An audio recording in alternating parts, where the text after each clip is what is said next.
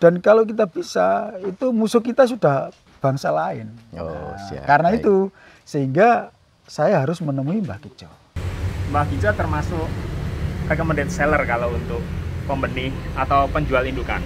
Saya mengakui karena banyak teman-teman lain yang mengalami kegagalan.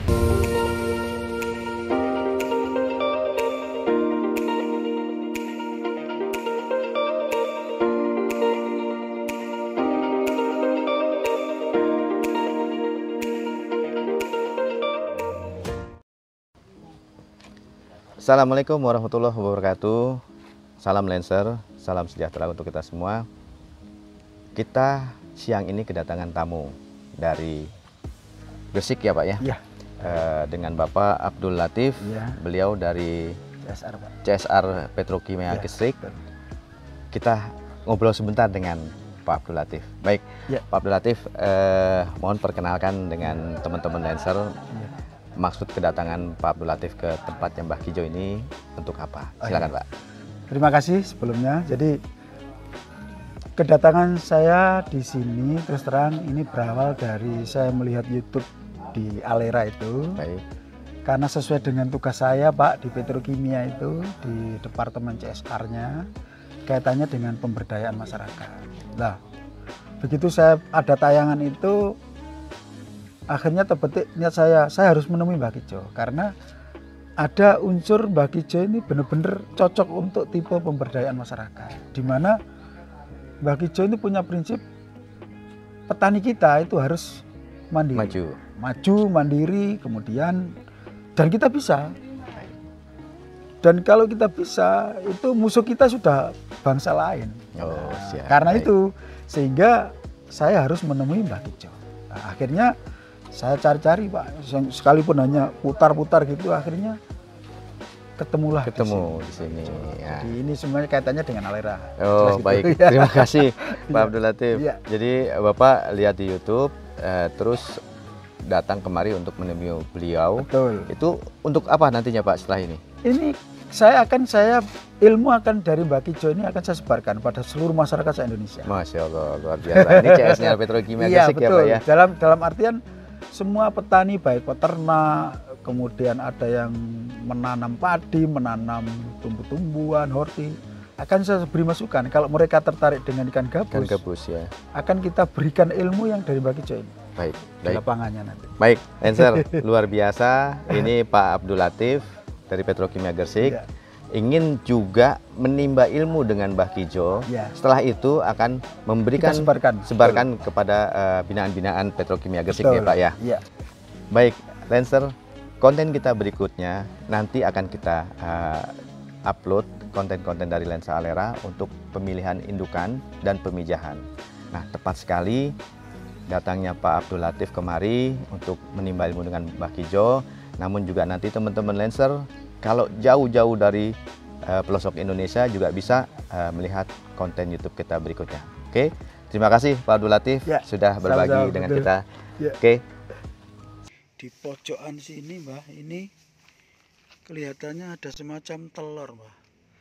Telur apa seperti katak gitu loh ya, yang kecil-kecil. Ini kita lihat ini di permukaannya ngambang ini Mbah. Ini kelihatannya bertelur Mbah ini yang Mbah Kijo, laporan dari anak saya pagi ini ternyata sudah ada yang menetas Mbah. Ada yang menetas untuk edisi jam ini tadi dilihat jam 9. Kebetulan saya di kantor nih Mbah Kijo. Demikian laporan sementara sampai jam 9 kurang seperempat pagi ini Mbah Kijo. Laporan diterima dengan baik. Ada yang putih-putih, umpama ada yang putih biarkan saja.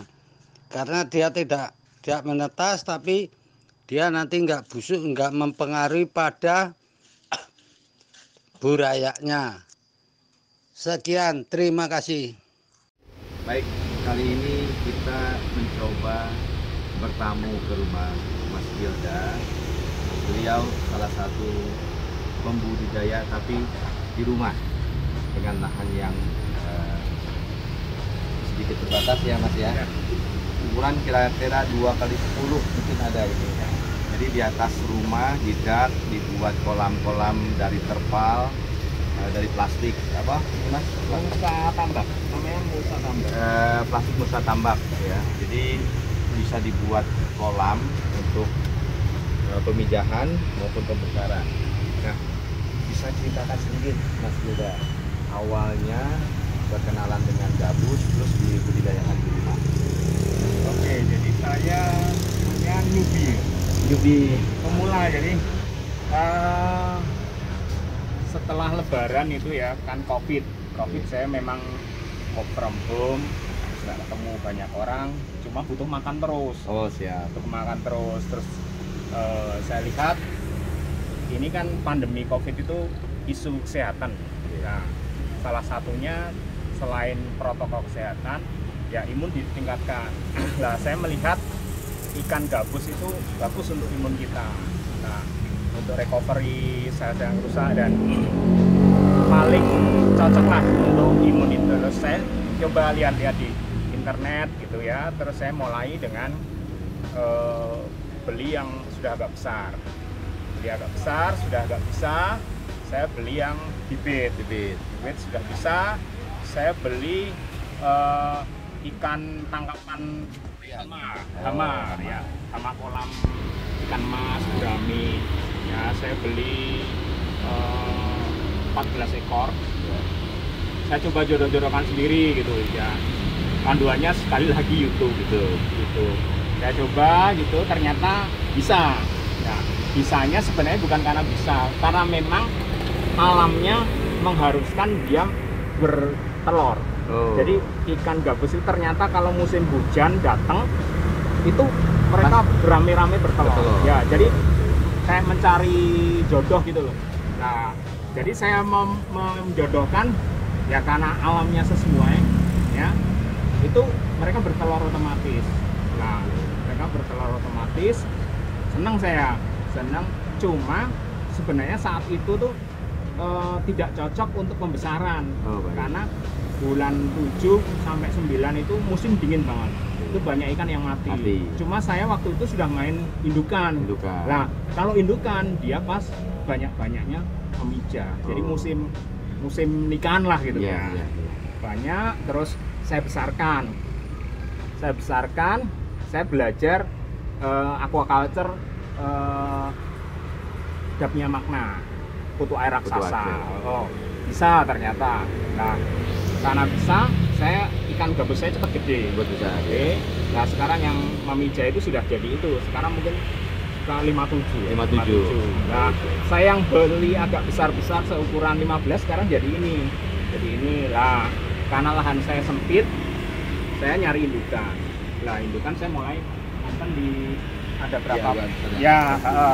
Ada 6 pasang atau ya. Ini sudah memijah. Sudah memijah. Karena beli indukannya tangkapan liar atau budidaya? Hasil budidaya. Ya, budidaya dia memang sudah sepasang. Terus saya punya tangkapan liar jantan semua. Jadi waktu saya beli itu ternyata banyak jantannya. Lah, pejantan ini saya carikan indukan di pembeli bersertifikat itu. Salah satunya di Desa Kiudan itu. Karena hasil budidaya mungkin dia sudah jinak, jadi cepat penjodohannya. Ya, itu salah satu. Baik. Jadi Mas Gilda mencoba bertahan saat pandemi dengan membudidayakan ikan gabus, karena ikan gabus adalah protein tinggi sehingga untuk daya tahan tubuh itu cukup bagus sekali. Setelah itu sekarang ini sudah dijual atau hanya sekedar konsumsi sendiri, Mas? Ya, kalau yang ini saya memang niatnya menyimpan ikan segar di dalam alam. Jadi kulkas hidup lah. Ya. Jadi bila mana perlu atau butuh ambil. Ya, dan saya sudah punya 200 potong ikan. Itu karena kesalahan belajar. Ternyata ikan ini tuh punya syarat untuk pembesaran itu harus ada 3S. Jadi sejenis, seinduk, seukuran. Nah, saya pernah punya pengalaman ini ada 300 ya. Saya letakkan bareng-bareng ditambahi 200 dari indukan lain. Nah, tiap hari itu mati 555 dan masih segar. Luka-luka. Nah, itu saya ambilin sampai habis 200 baru dia berhenti. Nah, sehingga saya punya stok makanan gabus beku ya. Itu sejumlah 200. Alhamdulillah. Nah, kalau untuk karena lahan saya terbatas, untuk pembesaran saya sudah punya mitra saudara-saudara yang punya kolam, tapi dia tidak bisa menjual. Rata-rata isinya ikan patin, ikan nila atau gurami. Mereka sudah punya budaya aquaculture gitu, tapi tidak tahu bagaimana ini menghasilkan uang. Nah, ini rencana semua bibit-bibit saya asal sudah agak besar akan saya pindahkan untuk pembesaran. Karena untuk pembesaran ya membutuhkan lahan yang cukup luas. Jadi 1 meter sekitar 100 sampai 200 ya.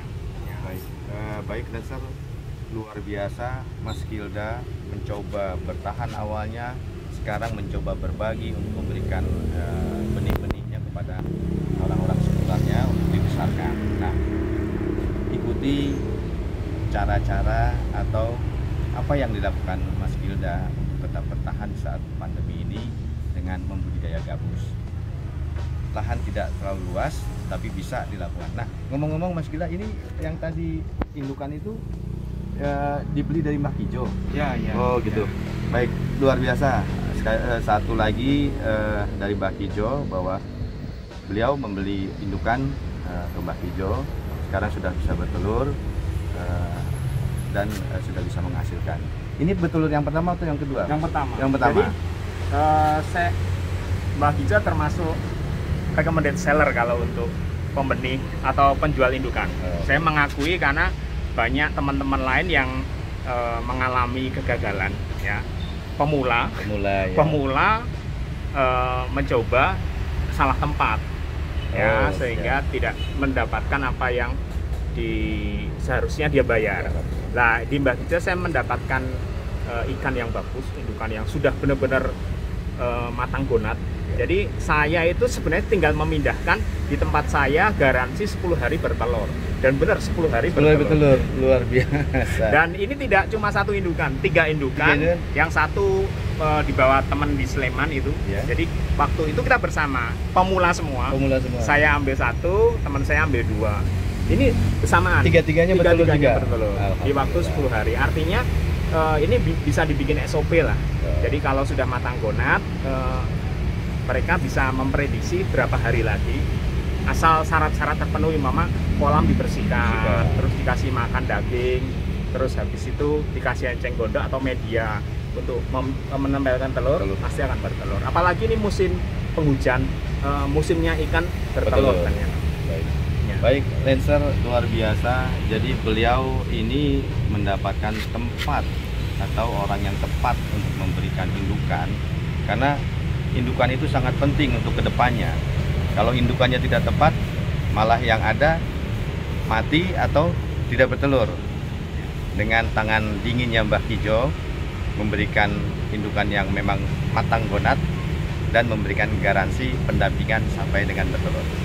Baik, terima kasih Mas Gilda ngobrol-ngobrol bincang-bincangnya sore ini dari Yogyakarta.